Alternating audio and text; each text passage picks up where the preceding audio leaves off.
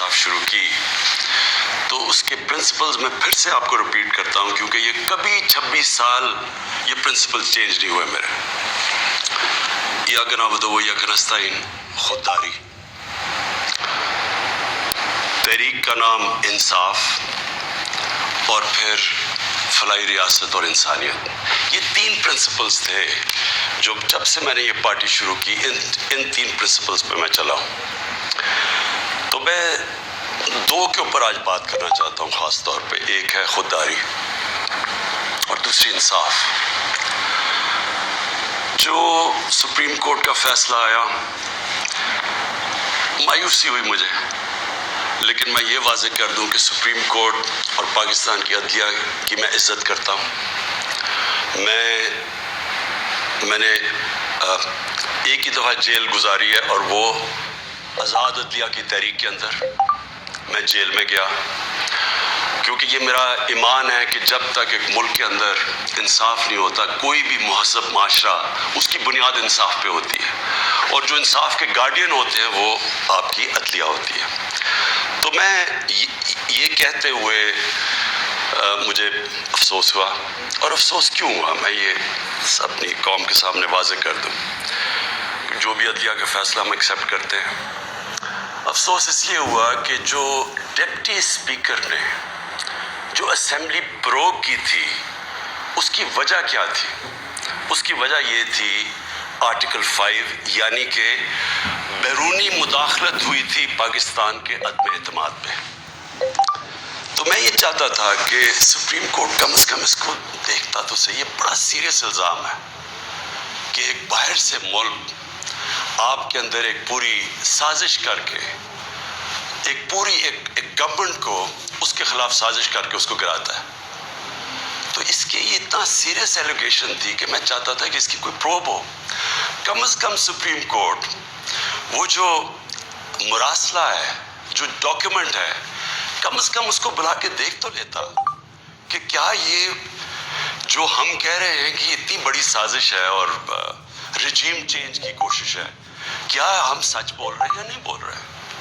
तो मुझे थोड़ी सी मायूसी हुई, क्योंकि ये इतना बड़ा इशू है और इसके ऊपर कोई सुप्रीम कोर्ट में बात नहीं हुई। और दूसरा मुझे अफसोस ये हुआ कि उतनी जल्दी जितना फैसला आया, जो 63A, यानी कि जो खुलेआम हॉर्स ट्रेडिंग हो रही है, पॉलिटिशियंस के ज़मीर खरीदे जा रहे हैं, भेड़ बकरियों की तरह उनको बंद किया जा रहा है होटल्स में और उनकी कीमतें लगाई जा रही हैं। सोशल मीडिया का ज़माना है, बच्चे को पता है अब किस कीमत के ऊपर अपने ज़मीर बेच रहे हैं। कौन सी जमहूरियत है ये? कौन सी दुनिया की जमहूरियत में इस चीज़ की इजाज़त दी जाती है? और जो सबसे बड़ा इंसाफ का फोरम है अदलिया, उससे हम एक्सपेक्ट करते थे कि कम से कम इसके ऊपर और कुछ नहीं तो सो मोटो एक्शन ले, क्योंकि ये तो एक मजाक बन गया है पाकिस्तान की डेमोक्रेसी का।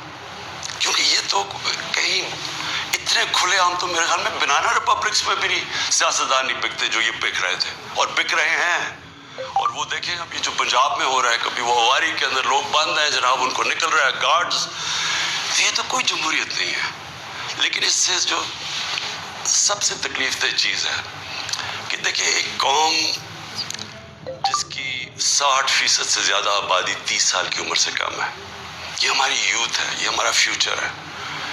और फ्यूचर को आप अगर गाइड नहीं करेंगे, उनकी तरबियत नहीं करेंगे, उनकी अखलाकियात को उठाएंगे नहीं, इस तरह की चीज़ें करेंगे, तो वो भी ये समझेंगे कि अगर मुल्क के जो लीडरशिप है, ये रिप्रेजेंटेटिव्स हैं, ये अगर रिश्वत दे के लोगों को खरीद रहे हैं, कोई बिक रहा है, कोई खरीद रहा है, तो उनकी हम क्या मिसाल पैदा कर रहे हैं?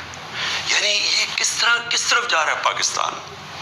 और ये पहले भी यही शरीफ बरादरान ने शुरू की थी, चांगा मांगा, आज से कोई 30-32 साल पहले। ये तब शुरू हुआ था, ये भेड़ बकरियों की तरह सियासतदान को खरीदना, और तब से सियासत और नीचे गई है कि जैसे लोगों को ये पता चला कि ये बिक रहे हैं, लोगों से वोट लेके आ रहे हैं कि हम आपकी बड़ी खिदमत करेंगे, वहाँ जाके लोगों की वोट लेके अपने ज़मीर बेच रहे हैं। और फिर रिजर्व सीट्स वाले बिक रहे हैं, ریزرو سیٹس تو ایک تحفہ دیتی ہے ایک پارٹی کسی کو، وہ بکے ہوئے ہیں، وہ کھلے عام بک گئے اور وہ دوسری طرف گئے ہوئے ہیں. تو میں صرف ایک اب ایز اے پاکستانی بات کر رہا ہوں کہ جو ایک خواب دیکھتا تھا اور شروع سے کہ ایک بڑا ہمارا عظیم ملک بنے گا، اور میری یہ کبھی خواب نہیں گئی میرے سے، میرا یہ بلیف ہے کہ اس ملک نے بڑا ایک عظیم ملک بننا ہے، اور یہ ایک سٹرگل ہے اس طرف جانے کے لیے.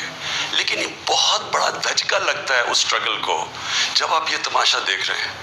تو دونوں چیزیں بڑی سیریس ہیں ملک کے مستقبل کے لیے.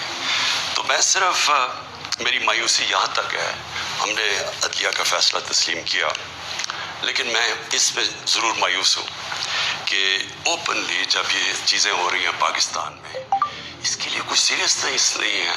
یعنی جو بھی انصاف کے ادارے ہیں، جو ہمارے پبلک ہے، وہ یہ جب تماشا دیکھ رہی ہے تو میں ایکسپیکٹ کر رہا ہوں کہ کوئی بھی اس کے اوپر، جو میں اب میری زندگی کے کتنے 20 گرمیاں گزری ہیں انگلینڈ میں، اور کافی اور بھی میں نے ٹائم گزارا، دنیا ٹریول کرتا تھا، کرکٹ میں میں ساری دنیا میں گیا ہوں. میں نے کبھی اس طرح کی چیز کسی بھی ویسٹرن ڈیموکریسی کے اندر نہیں دیکھی، کبھی سنا بھی نہیں ہے. نہ کوئی سوچ سکتا کسی کو خریدنے کا، نہ کوئی اپنے آپ کو اپنا ضمیر بیچنے کا سوچ سکتا ہے، کیونکہ معاشرہ اس کے خلاف کھڑا ہو جاتا ہے. جو میں نے اپنے لوگوں کو امر بالمعروف پہ بلایا تھا یہاں اسلام آباد میں، وہ اس لیے بلایا تھا کہ میں نے اپنی قوم کو یہ بتا رہا تھا آپ کی ذمہ داری ہے کہ جب آپ ایسی چیز دیکھتے ہیں، اگر آپ بدی کو کچھ نہیں کرتے، روکتے نہیں ہیں، وہ پھیل جاتی ہے معاشرے میں. وہاں جو میں نے دیکھا ہوا ہے ان معاشروں کے اندر جو مسلمان بھی نہیں ہیں، آپ یقین کریں جس طرح وہ امر بالمعروف پہ کھڑے ہوتے ہیں، میں تو کسی مسلمان معاشرے کو بھی اس طرح نہیں کھڑے ہوتے دیکھا. آپ ہمارے بیرون ملک پاکستانی ہیں، کبھی ان سے پوچھے تو صحیح کہ کس طرح وہ معاشرے اچھائی کے ساتھ کھڑے ہوتے ہیں، بدی کے خلاف ہوتے ہیں، حق کے اوپر کھڑے ہوتے ہیں، باطل کے خلاف کھڑا ہو جاتے ہیں، قوم کھڑی ہو جاتی ہے. جب برطانیہ میں 20 لاکھ لوگوں کے ساتھ میں نے بھی مارچ کی آج سے 20 سال پہلے عراق وار کے خلاف، تو برطانیہ کو فائدہ ہو رہا تھا عراق وار سے، وہ تیل کی جنگ تھی. لیکن لوگوں نے نکلے، انہوں نے کہا آپ بڑا غلط کر رہے ہیں، آپ جھوٹ بول رہے ہیں. تو قوم نکلی، یہ زندہ قوم کی نشانی ہے. تو میری آج اپنی قوم سے بھی یہ ہے کہ وہ، اور میں آپ کو بعد میں اس کے اوپر بھی آؤں گا جب میں اپنی تقریر ختم کروں گا کہ آگے ہم نے کرنا کیا ہے. لیکن میں اپنی قوم کو بھی کہتا ہوں کہ اگر آپ اس طرح کی چیز کہ ایک باہر سے سازش ہو کے گورنمنٹ کر رہی ہے اور وہ پلان کر کے پورا ایک پلاٹ ہے جس کے اوپر میں ابھی بعد میں بتاتا ہوں، تو یہ آپ نے اپنے آپ کو بچانا ہے. جو اپنے بچوں کا مستقبل بچانا چاہتا ہے اس ملک میں، آپ اگر اس کے خلاف نہیں کھڑے ہوں گے، کسی نے اور آ کے آپ کو نہیں بچانا. قوم کھڑی ہوتی ہے اس کے اوپر، یہ بدی کے خلاف. اب میں آتا ہوں جی، یہ جو مراسل ہے یہ کیا ہے. پہلے تو یہ سمجھیں اس کو ایک سائفر ایک ہوتا ہے. سائفر کا مطلب کیا ہے؟ سائفر یہ ہوتا ہے کہ ہماری جو ایمبیسیز ہوتی ہیں باہر، وہ فورن آفس کو ایک کوڈڈ میسج میں سیکرٹ میسیجنگ کرتی ہیں کہ جو بھی ان کی انٹریکشن دوسرے ملکوں میں ہو رہا ہوتا ہے. وکی لیکس کا آپ کو سنا ہوگا چند سال پہلے، وہ کیا تھا؟ وہ یہی تھا کہ امریکن ایمبیسیز جو اپنے سیکرٹ ڈاکیومنٹس بھیج رہی تھی، وہ کسی نے ان کو ایکسپوز کر کے وہ پبلک میں آ گئی، وہ وکی لیکس تھی. تو اسی طرح جو آپ کا یہ جو سائفر میسج آتی ہے، یہ ٹاپ سیکرٹ ہوتی ہے. کیوں نہیں میں وہ کاغذ پبلک میں دے سکتا؟ کیوں نہیں میں میڈیا کو دے سکتا؟ کیونکہ اس کے اوپر کوڈ ہوتی ہے، اور اگر ہم وہ سائفر پبلش کر دیں تو باہر کی دنیا کو پتہ چل جائے گا کہ پاکستان کی کوڈ کیا ہے. لہٰذا ہماری جتنی بھی سیکرٹ انفارمیشن ہے وہ ساری ایکسپوز ہو جائے گی. اس لیے میں یہ پبلک کو نہیں دے سکتا. لیکن آپ یقین کریں کہ میں اتنا میرا دل ہے کہ پبلک یہ خود اپنی آنکھوں سے دیکھے کہ یہ کیا تھا. اب میں آپ کو بتاتا ہوں یہ ہوا کیا. ہوا یہ کہ ہمارا امریکہ میں جو امبیسڈر تھا اس کی ایک ملاقات ہوئی امریکن آفیشل کے ساتھ. اب امریکن آفیشل جو تھا اس کی بس صرف میں تھوڑی سی بات آپ کو بتاتا ہوں کہ اس نے کہا کیا. اس نے پہلے کہا کہ جی عمران خان کو روس نہیں جانا چاہیے تھا. وہ بڑا اس نے کوشش کی امبیسڈر نے بتانے کے لیے کہ اس کی وجوہات ایک کنسنسس تھا، پہلے سے پلان بنا ہوا تھا، لیکن اس نے کہا نہیں، یہ صرف عمران خان نے فیصلہ کیا۔ پھر وہ جو کہتا، اور میں یہ چاہتا ہوں آپ قوم ذرا غور سے میری بات سنیں کہ اس نے کہا کیا۔ اس نے کہا کہ اگر آپ عمران خان کو یہ، اور اس نے کہا ابھی عدم اعتماد درج نہیں ہوا تھا پاکستان میں، اس سے پہلے یہ کہہ رہا ہے، یعنی اسے پتا تھا کہ عدم اعتماد آنے والی ہے۔ کہتا کہ اگر عمران خان اس میں سے بچ جاتا ہے عدم اعتماد سے، تو پاکستان کو بڑا مشکل یعنی کانسیکوینسز فیس کرنے پڑیں گے۔ تکبر دیکھیں کہ اگر عمران خان یعنی سٹنگ پرائم منسٹر اگر وہ نہیں ہٹتا اس میں سے تو پاکستان کو نقصان ہوگا۔ اور پھر کہتا لیکن اگر وہ ہار جاتا ہے تو پاکستان کو معاف کر دیا جائے گا۔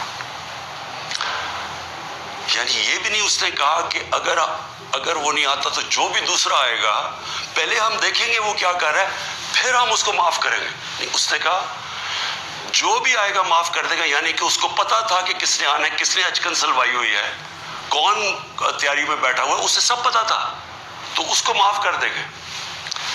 اب میں آج آپ کے سامنے جو میں اصل میں جو بات کرنا چاہتا ہوں وہ یہ ہے کہ دیکھیں ہم 22 کروڑ لوگ ہیں، 22 کروڑ لوگوں کے لیے کتنی توہین ہے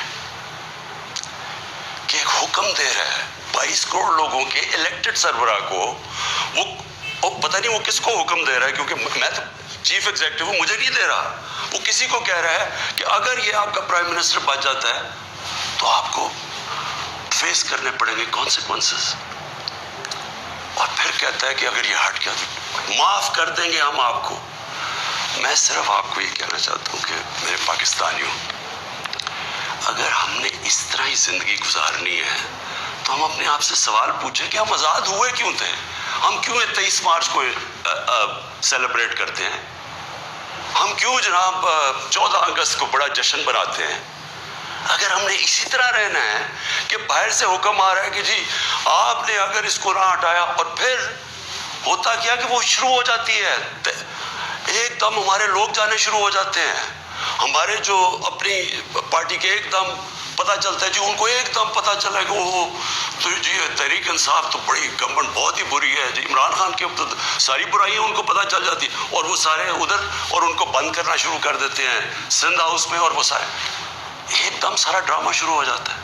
میڈیا کے اندر بھی پیسہ چل رہا ہوتا ہے، میڈیا کی یعنی میڈیا کو بھی شرم نہیں آئی کہ ایک لوگ پارٹی کے ٹکٹ پہ الیکٹ ہو کے دوسری پارٹی میں جا رہے ہیں، سب کو پتا ہے پیسے لے، وہ بھی اس کی سپورٹ کر رہا، بڑا جشن بنایا جا رہا ہے جی وہ گورنمنٹ گر رہی ہے، یعنی جس طرح کوئی بہت بڑا کارنامہ ہو گیا یہ۔ اور پھر ہمیں آہستہ آہستہ چیزیں پتہ چلنا شروع ہوتی ہیں۔ پتہ یہ چلتا ہے کہ ان کے ڈپلومیٹس، امریکہ کے ڈپلومیٹس ہمارے لوگوں سے مل رہے ہیں چند مہینے پہلے، میرے اپنے دو آ کے، ایک میرا کے پی کا منسٹر عاطف خان، وہ مجھے بتاتا ہے کہ ہماری شندانہ ہماری ایم این اے ہے، وہ کہتے جی ہمیں امریکن ایمبیسی میں بلا کے انہوں نے باقاعدہ کہا کہ یہ عدم اعتماد آنے لگی ہے عمران خان کے اوپر، اور ان سے بڑی لمبی یعنی چند مہینے پہلے ان کو پتا تھا کہ آ رہی ہے عدم اعتماد۔ تو آہستہ آہستہ پتا چلا کہ یہ تو پورا پلان بنا ہوا تھا، تو ایک پوری اسکرپٹ چل رہی تھی یہاں۔ تو میں پھر اپنی قوم سے کہنا چاہتا ہوں کہ دیکھیں یہ ضروری ہے ہم سب کے لیے فیصلہ کرنا کہ ہم کیا چاہتے ہیں۔ ہم ایک آزاد قوم بننا چاہتے ہیں، خوددار قوم بن کے رہنا چاہتے ہیں، یا اس طرح کے غلام چاہتے ہیں؟ اور کس طرح کے غلام؟ کیوں ان کو پتا تھا کہ جناب شیروانی سلائی ہوئی ہے شہباز شریف نے؟ اس نے باقاعدہ میسیجنگ کی، اس نے کہا جناب بیگرز آر ناٹ چوزرز، ان کو میسج کہ جی جو مقروض ملک ہوتا ہے اس کو غلامی کرنی پڑتی ہے، بیگرز آر ناٹ چوزرز۔ وہ دوسرا ان کا منسٹر بھیجتا ہے جی ہم تو لائف سپورٹ مشین پہ ہیں، تو وہ تو جب امریکہ چاہے بند کر دے، یعنی ہم تو ہیں غلام۔ پہلے تو ان دونوں سے پوچھو کہ آپ 30 سال سے یہ ساری آپ کی پارٹیز حکومت میں تھی، تو کس نے یہ لائف سپورٹ مشین اور یہ مقروض کیا ملک کو؟ یہ کیا 3.5 سال میں ہوا ہے؟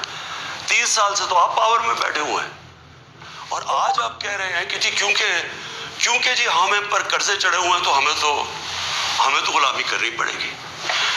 مجھے یہ قوم کے سامنے میں رکھتا ہوں، دیکھیں مجھے تو مغرب باقی سب سے بہتر جانتی ہے. اگر کسی کو بھی وہ جانتی ہے اس ملک میں، وہ عمران خان کو جانتی ہے. مجھے تو 30 سالوں سے وہ جانتے ہیں لوگ، میری تو ان کے پاس ساری پروفائل پڑی ہے. تو وہ کیوں یہ کہہ رہے ہیں کہ جی اس کو نکالنا ہے؟ کیا میں نے ان کے غلطی کی ہے؟ کیا جرم کیا ہے؟ اور میں آپ کو بتاتا ہوں جرم کیا ہے.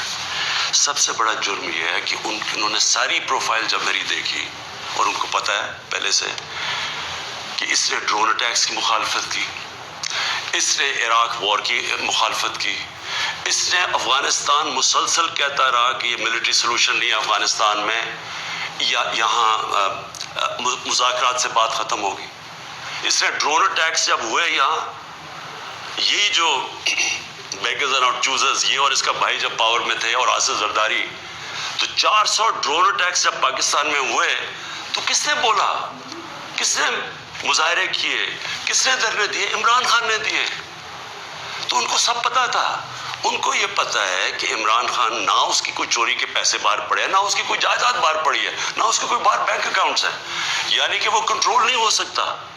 تو لہٰذا یہ اس کا قصور ہے کہ کیونکہ وہ ہمارا پتلا نہیں بن سکتا، اس لیے اس کو ہٹانا بڑا ضروری ہے. اور یہ سارا کچھ جو ڈرامہ ہو رہا ہے، یہ صرف ایک آدمی کو ہٹانے کے لیے ہو رہا ہے. تو ان کی کیا ان کو خاصیت پسند ہے؟ ان کو پتہ ہے کہ اپنے پیسے کے لیے یہ اس ملک کی ہر قسم کی قربانی دینے کے لیے تیار ہے. 400 ڈرون اٹیکس میں نے بتایا، یہ کبھی ان کے منہ سے سنا تھا کہ یہ ہر ہیومینیٹیرین لاز، ہر ہیومن رائٹس کی وائلیشن ہے کہ آپ کسی آپ ان کی مدد کر رہے ہیں، آپ قربانیاں دے رہے ہیں، اور وہ آپ بھی بمباری کر رہے ہیں. اور بمباری کس طرح لوگوں کو مار رہے ہیں؟ ایک آدمی 4000 میل سے فیصلہ کرتا ہے کہ جناب یہ دہشت گرد ہے، اور اوپر سے بٹن دباتا ہے اور وہ نیچے مر جاتے ہیں. ادھر فلمیں بنی ہیں امریکہ کے اوپر، اس کے اوپر ایک میں نے فلم بھی دیکھی ہوئی ہے، یہ جو ڈرون اٹیکس کرتے تھے. کس کو اب کابل میں ڈرون اٹیک ہوا تھا، پہلے رپورٹ آئی جی کہ پتہ نہیں 8 وہ آئیسل کے ممبرز مر گئے، دہشت گرد مر گئے. اگلے دن پتہ چلا جناب ایک آدمی اور اس کے بچے مر گئے. تو آپ کو پتہ ہے کہ کتنی دفعہ قبائلی علاقے کے اندر اس طرح لوگ مرے. ہمارے لوگوں کو کیسے، یعنی 400 ڈرون اٹیکس ایک دم مدرسے میں کر دیا، 80 بچے بیچارے مر گئے، شادیوں پہ اٹیک ہو گیا، کوئی پوچھنے والا نہیں تھا. کیونکہ یہ اپنے پیسے کے غلام ڈرے ہوئے تھے کہ کہیں وہ ناراض ہو گیا تو ہمارا وہ حال نہ ہو جو آج روسیوں کا حال ہو رہا ہے، جو یوکرین کی جنگ کی وجہ سے آج روسیوں کے وہ ضبط کر رہے ہیں اکاؤنٹس، ان کے آج وہ جو ان کی آف شور اکاؤنٹس ہیں، جو ان کی پراپرٹیز ہیں، وہ ضبط کر رہے ہیں. تو یہ تو اس لیے کنٹرولڈ ہے، اور اس لیے وہ چاہ رہے ہیں کہ یہ آ جائیں تاکہ پھر سے پاکستان کو جو وہ فیصلہ کریں ہم وہ کریں. تو میں پھر سے اپنی قوم کو کہتا ہوں، ہمیں نے یہ فیصلہ کرنا ہے کہ ہمیں کس طرح کا پاکستان چاہیے.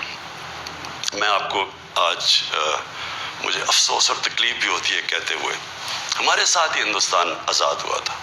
میں ہندوستان بھی باقیوں سے بہت بہتر جانتا ہوں، میری دوستیاں بھی تھیں، کرکٹ کی وجہ سے بڑا مجھے رسپیکٹ بھی ملا، پیار ملا. میں میری لوگوں سے وہاں واقفیت بھی بڑی ہے. مجھے بڑا افسوس ہے کہ یہ صرف ایک RSS کی آئیڈیالوجی کی وجہ سے، اور یہ جو کشمیر میں انہوں نے کیا ہے اس کی وجہ سے ہمارے تعلقات نہیں ہیں. لیکن میں آپ کو یہ کہہ دوں کہ وہ ایک بڑے خوددار قوم ہے.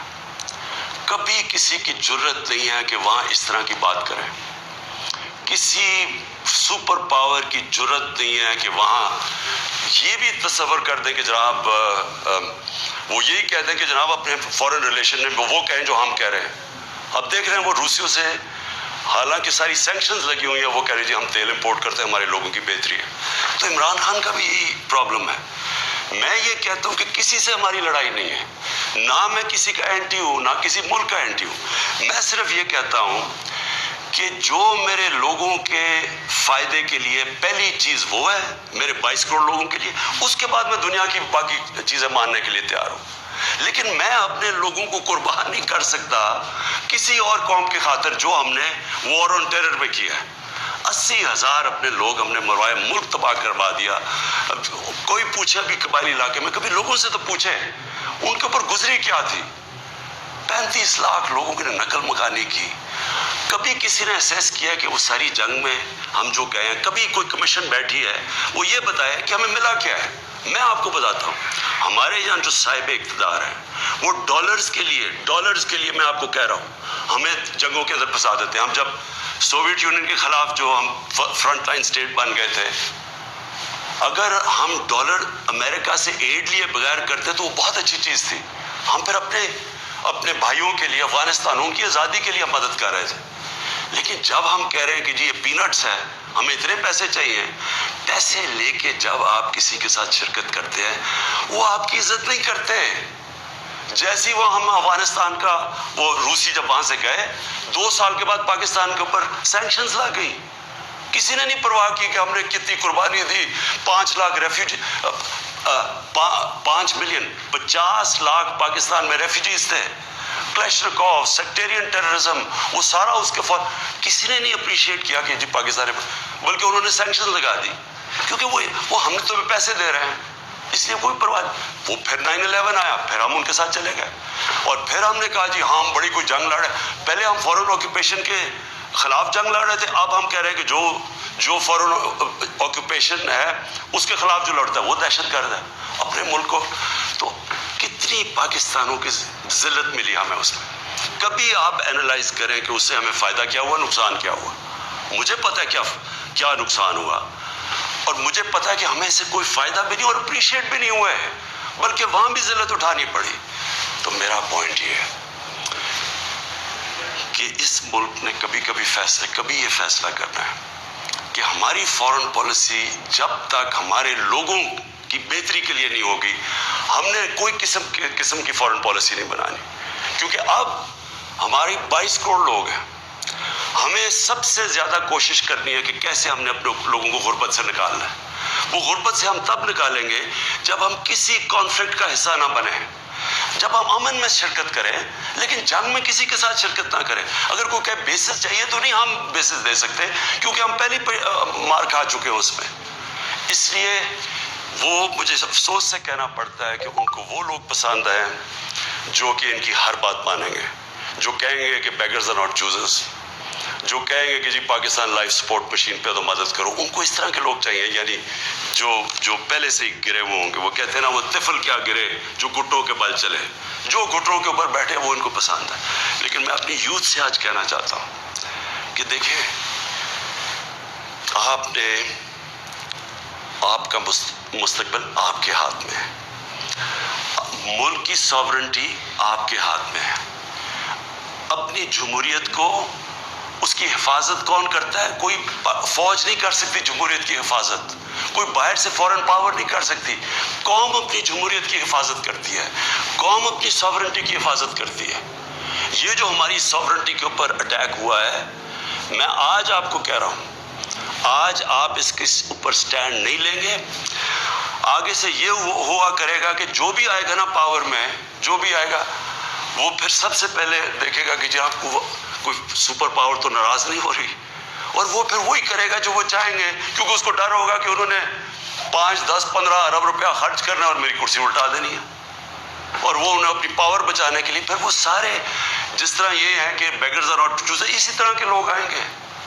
کوئی بھی جب تک قوم اپنی لیڈرشپ کے ساتھ نہیں کھڑی ہوگی اور قوم نہیں کہے گی کہ ہم اپنے ملک کو ایک آزاد ملک دیکھنا چاہتے ہیں, ہماری فورن پالیسی ساورن ہونا چاہیے, ہم اپنے ملک کے مفادات کے لیے, اپنی قوم کے لیے, ہمارے جو لوگ ہیں 22 کروڑ لوگ, ان کے فائدے کے لیے فورن پالیسی بنے گی. اور وہ فورن پالیسی وہ ہے جو ہم سب سے اچھے تعلقات رکھیں. ہم امریکہ کو بار بار ان کو سمجھائیں کہ ہم کوئی میں عمران خان اینٹی امریکن نہیں ہے, لیکن ہم نے بڑی بری حالات دیکھے ہوئے ہیں. ہم نے آپ کی ہم کوئی ٹیشو پیپر کی طرح استعمال ہونے والی قوم نہیں ہے کہ آپ استعمال کریں اور پھر پھینک دیں. ہم آپ کے ساتھ جو ایک ورڈ ہوتا ہے میوچلی بینیفٹ, آپ کو بھی جس کا فائدہ ہو ہمیں بھی فائدہ ہو, ون سائڈڈ ریلیشن شپ کسی سے نہیں چاہیے. اور پھر میں کہتا ہوں ہندوستان کو دیکھ لیں, اتنی کسی کی جرت نہیں, کسی کی جرت تھی کہ اس طرح کی بات کرتے ہیں ہندوستان میں. یورپین یونین کے جب ایمبیسڈرز نے یہاں بالکل پروٹوکول کے خلاف سٹیٹمنٹ دی کہ جی پاکستان کو روس کے خلاف سٹیٹمنٹ دینی چاہیے, کیا وہ ہندوستان میں کہہ سکتے ہیں؟ کیا ان کی جرت ہے ہندوستان میں ایسی سٹیٹمنٹ دیتے ہوئے؟ کیونکہ ہندوستان ایک ساورن ملک ہے اور ہم ساتھ ہی آزاد ہوئے تھے. تو میری اپنی قوم سے یہ ہے کہ دیکھیں آپ نے اپنی ساورنٹی کو پروٹیکٹ کرنا ہے. اور میں نے آخر میں اپنی یوتھ سے جو میں بات کرنا چاہتا تھا کہ دیکھیں میں تو یہ امپورٹڈ گورنمنٹ کو بالکل تسلیم نہیں کروں گا. میں نکلوں گا اپنی قوم کے اندر. میں تو میری تو کوئی باپ پولیٹکس میں نہیں تھا, میرا کوئی رشتہ دار یا کوئی میں پولیٹیکل فیملی سے تھا نہیں. میں نے تو شروع کی عوام کے اندر نکل کے 14 سال مذاق اڑتا رہا. تھوڑے سے لوگ تھے میرے ساتھ اور کرتے کرتے اللہ کا کرم ہے کہ ایک دن اللہ نے عوام کے دل میری طرف موڑ دیے اور ایک دم پبلک آنی شروع ہو گئی. اور ابھی جو میں اس کا لاکھ لاکھ شکر ادا کرتا ہوں کہ ابھی جو ہمارا یہ پریڈ گراؤنڈ میں اسلام آباد میں جو جلسہ ہوا, میرے خیال میں ملک کی تاریخ میں اتنے بڑی ایسے پبلک نہیں نکلی. تو میں تو پبلک نہیں مجھے لے کے آئے ہیں, پبلک کے ساتھ ہی میں نے آنا ہے. میں نے اس لیے شاید ہی پاکستان میں اس کی کوئی مثال نہیں ہے کہ جب انہوں نے وہ عدم اعتماد میرے اوپر یہ لے کے آئے تو میں نے اپنی اسمبلی ڈیزالو کر دی, اپنے آپ کو ڈیزالو کر دیا اور عوام کے پاس میں نے کہا لوگوں کے پاس جاتا ہوں کہ الیکشن کروائیں, فیصلہ کر لیں, الیکشن سے الیکٹ کریں لوگوں کو. یہ کیا طریقے جی پیچھے سے مل کے کوئی باہر سے کانسپریسی پیسے دے کے کوئی ادھر خرید کے اور جناب آپ وزیر اعظم بن گئے. یہ کون سی جمہوریت ہے؟ یہ کس جمہوریت کے اندر اس طرح کے وزیر اعظم بنتے ہیں؟ کیا اس کی کریڈیبلٹی رہ گئی؟ اور وہ کیا بنے گی پارلیمنٹ جس کے اندر جو ایک دوسرے کو چور کہتے, سارے ایک دوسرے کو یہ چور کہتے تھے, ساروں نے ایک دوسرے کے اوپر کرپشن کیسز بنائے, سب ایک دوسرے کے اوپر ایسی زبان استعمال کرتے ہیں. 20 سال دیکھ لیں کیا کیا ایک دوسرے کو کہتے. اب یہ سارا یہ جمگٹا اکٹھا ہو جائے گا اور صرف ایک مسئلہ ہو, کسی طرح بس پاور مل جائے تاکہ پھر سے پہلے جو NRO 1 ملا تھا ان کو, ساروں نے انہوں نے مل کے جو چوری کی جنرل مشرف نے NRO دے دیا. اب یہ NRO 2 ہوگا, آتے ساتھ ہی پاور. اچھا کیوں نہیں عوام کے پاس گئے؟ انہوں نے کہا 3.5 سال کہ جناب یہاں تو بڑی نااہل حکومت ہے, یہ ایسے ہے, لوگوں میں جائیں گے وہ انڈے ماریں گے. تو ہم تو کہہ رہے ہیں لوگوں میں آؤ, اور آپ یہ پوری کو اب بھاگ رہے ہیں لوگوں کے اندر. کیوں یہ بھاگ رہے ہیں؟ کیونکہ ان کا مقصد کوئی عوام کی پالیٹکس نہیں ہے. ان کا مقصد صرف یہ ہے کہ وہاں اسمبلی میں آئیں. سب سے پہلا یہ کام میں آج آپ کو کہہ رہا ہوں اور میری قوم آپ کو اس کے اوپر نظر رکھنی ہے کیونکہ یہ آپ کا پیسہ چوری ہوا ہے. انہوں نے نیب کو ختم کرنا ہے, انہوں نے اپنے کرپشن کیسز ختم کرنے ہیں. اس وقت حالات یہ ہیں کہ یہ جو سارے ضمانت کے اوپر ہے, یہ ان کو کیا ڈر کس چیز کا ہے؟ ان کے سارے کیسز آنے لگے ہیں سامنے, تو وہ جلدی ہٹانا چاہتے تھے کہ کسی طرح یہ اپنے کیسز سے نکل جائے. تو قوم نے نظر رکھنی ہے. پھر انہوں نے, میں دوسری چیز آپ کو کہوں, یہ کبھی انہوں نے نیوٹرل امپائر سے میچ نہیں کھیلا. ان کا سب سے بڑا خوف یہ ہے کہ وہ جو EVM مشین ہے جو ہندوستان میں بھی ہے, جو جوڈیشل کمیشن بنی تھی 2015 میں, اس کی فائنڈنگ صرف یہ تھی کہ جتنے بھی مسئلے آئے ہیں اگر آپ EVM مشین لے آئیں تو وہ سارے مسئلے حل ہو جاتے تھے. ہم نے تو اس لیے لے کے آئے ہیں.